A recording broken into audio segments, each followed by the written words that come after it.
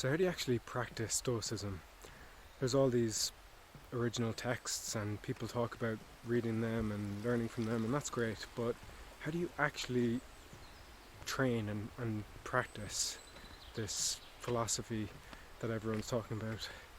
So I'm going to try to do it today as I'm on this walk. I'm going to be talking about this technique known as memento mori, and basically it's about accepting one's own mortality. And so let's start doing it. So I'm thinking about my death, and maybe that's a sad or dark thing. It is, and that's okay to have a kind of an awareness of that. But it also gives me this sense of how short life actually is. And I'm 37 years old. Hopefully I'll live till I'm in my 80s. But knowing that life is short really creates a sense of urgency in the life that I have now. And I can use that. I can use that to kind of energize my life and to make the most of it as this precious thing that I'm grateful enough to have been given. And this is what memento mori is all about. It's about reframing mortality and using it to make our lives more meaningful. So because now we have this, I've realized today that I have this new sense of urgency.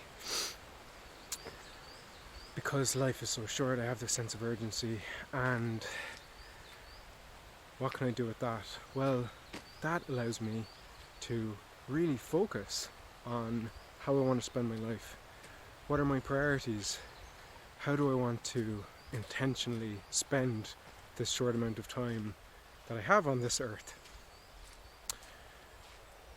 I think it's about being very intentional and kind of using that essentialism idea, eliminating things that aren't important, and for me focusing on the things that are important, like spending time outside and focusing on my health by going for a walk or a run, enjoying nature, and spending time with people that mean a lot to me, my family and friends, and etc, etc. So this is how at least I'm trying to practice stoicism, by just taking a few minutes.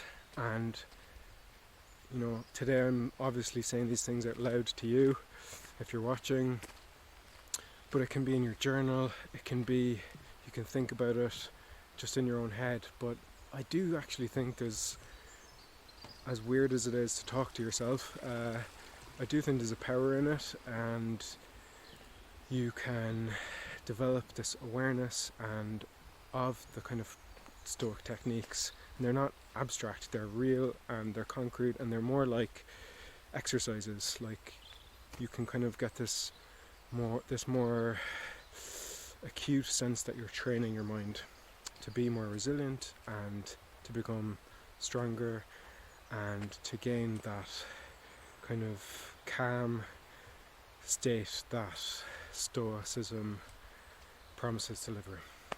So I hope this was helpful. That's going to be the stoic training session for today. Okay.